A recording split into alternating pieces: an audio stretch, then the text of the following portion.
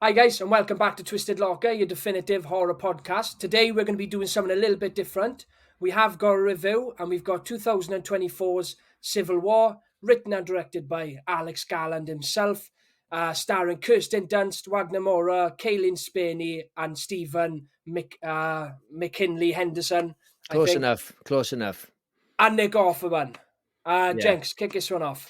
Yeah. It is a bit different because it's not a flat out horror, but if you've seen the film, partly why we decided to put this in Twisted Locker, like we haven't reviewed Barbie and shit like that. But if you watch Civil War, it is like a horror film without zombies. It's kind of like Walking Dead without zombies. I didn't fancy this when it first came out. When I first heard about it, I genuinely thought it was going to be one of these boring political, like Trump bashing propaganda. I'm British. None of that thing matters to me. But I just thought I can't be bothered for something like this. I thought it was going to be too on the nose. Luckily, it's none of those things. It's completely neutral. You don't know what they're fighting over. You just know there's factions, two factions against each other. I was kind of wondering what's happened. But I kind of like the fact that, oh no, it doesn't matter. You don't have to, you're not taking sides. You don't know who's right, who's wrong. You don't know what it's about. And that's why I bring it back to Walking Dead or Night of the Living Dead, Dawn of the Dead, because you don't know what the virus is. You don't know where it's come from. It doesn't matter. It's about surviving in this horrible situation. And I really love this film. It is brilliant. I don't know where the bad criticism is coming from. I don't know. Yeah, it might not be perfect, but it's fucking awesome. In the last 10 years, all we've had is superhero films and fucking nonsense. And not that I hate superhero films, but it's been oversaturated. Yeah. But this is so fresh and so good, and the acting is fantastic. You've got the Kirsten Dunst plays this sort of weathered war photographer, and she's with a friend, her partner, played by Wagner Moura. And he when I watched him, I thought he looks familiar, and he's Pablo Escobar, and Yeah. he looks nothing like him, apart from the turned up nose. I was like, oh, that's Pablo. And they're on the road. It's like a road movie, and they team up with like a rookie, Cailee Spaeny, I think her name is, something like that. That's it, yeah. And it's just a road movie going all the way across America, and you're seeing all the devastation. And it's not like Mad Max sort of dystopia. It's very much kind of now, but maybe a few years into a civil war.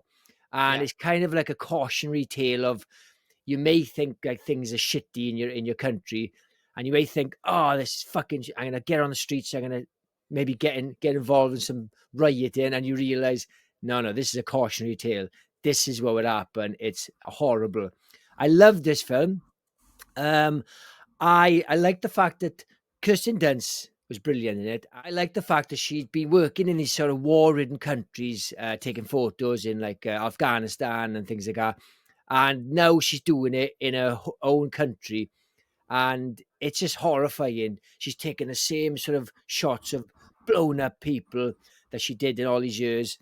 And she's kind of sick of it. She hates it. She's sort of beaten down by the whole thing, and she's passing on knowledge to this young rookie, and she's really enthusiastic, but she kind of, like Kirsten Dunst, kind of knows what's to come. And this film was so good. Every scene was awesome. There's one particular scene with Jesse Plemons, and I won't go into too much of it because I know you're dying to talk about it, but kind of scene stealing sort of show. He is so good. But yeah, I love this film. What do you think, Kurt? Yeah, absolutely hit the nail on the head there, Jenks. Everything you said is spot on. I think this film, right, to me anyway, is perfect. I went in with medium expectations. I went to see it in X Plus, as loud as you can get a cinema. Thankfully, it was 2 for Tuesdays because the ticket cost £19 for one. Yeah. So we went to see this one on the biggest screen with the biggest sound, and I went in neutral. It's not my usual type of film, but I'm a big fan of Alex Garland, so I was always going to see it. You went to see it a few days before me and obviously told me you liked it, so I went straight to cinema. Yeah. And it wasn't our plan to put this one on the podcast. We weren't going to review it. It was just going to be a film I wanted to go see. but after seeing this film, we both agreed instantly we have to review this movie Yeah. because it's probably so far the scariest movie I've watched and reviewed on this podcast. Yeah. One thing I have to point out with this film, it is by far the best sound mixing I have ever seen or heard in a movie. Yeah. I was so immersed in this movie, right? And it's mainly down to the fact, right? The sound design. I've never heard or seen anything like it in my life. And not just the sound design, the sound of the guns. Now, what they usually do on set is when you've got fake rounds, they use quarter and half rounds. And in this movie, they used full rounds. So the gun noise on set was the actual noise a gun would make. And Kirsten Dunst has even said she had PTSD after this film because she's just surrounded by these gunshots constantly. But yeah, the sound design, and not just that, the choice of music in it as well, and the scenes they decide to play them on, just blew me away. And I was so all over the place watching this film. The anxiety this film induces through the music is insane, and the choices they make in this film are just outstanding. I was blown away, and I've never flinched so much in a movie in my life because you've got these scenes of complete silence. Like when it's hectic, but when there's silence, you get complete silence. And there's even a nice moment, right, where they're sitting in this car park and they're sitting on this sofa looking out of the war, and it's silent, but you can see the bullets flying in the distance. And then it just cuts and there's gunfire and watching it in X Plus as well. I was literally just flinching the whole film. Yeah. Now, I can't go into too much detail about this film, right? Because I need to watch it again because I didn't really come away with anything that I went, oh, I like this and I like that and I like this, because I was so immersed in this movie, right? That I didn't come away with much in the sense of talking points or the acting in this was really good, or, you know, the only thing that really struck me instantly was the sound design. You mentioned as well Jesse Plemons, one of the scariest villains ever. Yeah. He's not in there loads, no spoilers, but the scenes that he's in this movie are terrifying. And the actor who was supposed to play him pulled out days before they were supposed to shoot those scenes. Right? And Kirsten Dunst obviously told Alex Garland, like, Jess, he'd be great. Obviously, their husband and wife. Yeah, I thought she was, yeah. Yes. And then he jumped in last minute, and I think with the scenes that he has, he steals this film. I think so. Just a couple of more points I want to cover on this one, just quickly. The opening for this movie as well is insane. It really sets up the tone of the whole movie, and you get this really massive, big opening. And honestly, 5 minutes into this film, I've never been so drawn into a film so quickly. Yeah, me too.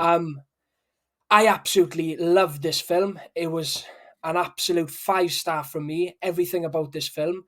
I kind of want to go see it in cinema again. I'm probably not because there's too much in. We've got Abigail coming up and a few other movies.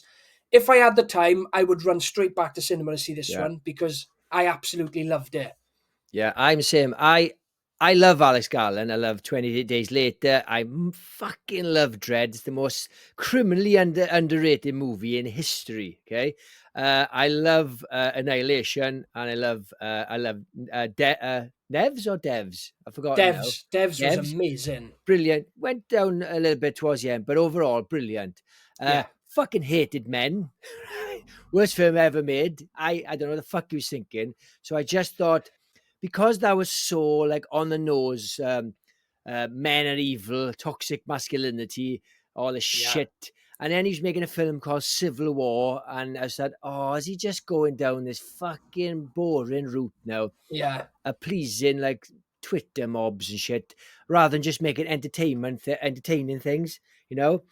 And oh my God, I'm so glad. Unfortunately, I don't. You've probably heard this, but he said he's done with filmmaking. Apparently, he's going to go back to just writing. Yeah, because and he seems like a guy who would stick to his word. He seems like a very serious man. I don't think he'd be the type to go back and probably be gutted. Yeah, sorry, Jenks. The last thing I want to say about this one as well, for any horror fans out there, I'd still say this is an absolute must. It's got some of the most realistic and shocking scenes for the type of movie that it is. It's not a Serbian film. It's not that type of shocking, but the realism in this film is just brutal, and this film hits hard. Like, it's one of those films I left the cinema I went to see with my girlfriend, and we both just sat in the car on the drive home, just silent. And I was like, I got nothing to say at the moment, and then I just Is it? slept on there. And Isn't it because you had a big massive argument before you went in? Yeah, I wouldn't. Yeah, not just because of that. The film as well. a little mixture of the both. I went in with high tension. Yeah. Um, yeah, but it was one of those films that Yeah. absolutely left me speechless Yeah. because I was so immersed and so realistic. Yeah. But give me your stars then, Jenks. Come on, Right. what have you got? First, second one of the year, but only on the first one on this podcast. 5 stars. Big fat 5. That's 100% more than you usually have for a year. I know. I actually give the Iron Claw 5 stars, but I didn't review that because it's not quite a horror film. Yes, of Although it is course. quite horrifying, but I think we're pushing our luck if we put things like Iron Claw. Yeah, We're going to definitely. start. But I think things like horrific things like Civil War, definitely. Yeah, 5 stars. Awesome film. Same for Yeah, you? I've already said mine. Yeah. Massive 5 stars. That's my Good man. second 5 stars of the year. But that is all we got time for today, guys. Let us know what you think about the film in the comments, and we'll catch you on the next one. Cheers, guys.